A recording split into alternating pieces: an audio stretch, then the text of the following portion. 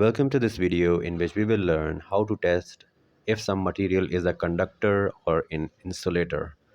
As you can see, this wire is a conductor. So let's begin. You have to type on your browser make code microbit. Make code microbit and then press enter button from your keyboard, and this is the website makecode.microbit.org.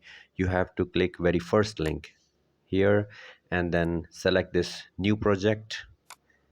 Here you have to type the name of the project. You can type any name you like. I am typing here conductivity test, and then you have to select this create button from here, and here we have our microbit. This is button A, this is button B, these are 25 LEDs. This is touch logo, this is touch logo, this is GPIO pins 0 1 2 3 volt, and this is ground pin. Okay, so what we have to do is these are our coding blocks, and we have to go to logic and drag if else block from here, and then we are going to place in forever block.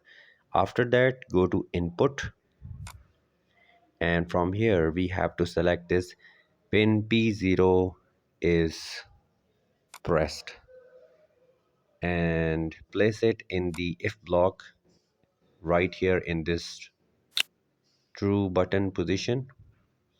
And then what we have to do is go to basic and grab this show LEDs, place in the if blocks, again go to basic and drag the same show LEDs block and place it in the else block. Okay, we are almost done. Now we have to turn these LEDs on. I am going to make a check sign here in the if block and a cross sign in the else block, which means that if a material is a conductor, then a tick sign will appear, and if it's not, then a cross sign will appear. Okay, so what we have to do now, currently this is a cross, and this is the microbit. Connect this microbit with the computer. This is the previous code, so we have to download our new code. How we will do this? We have to click here on the download button.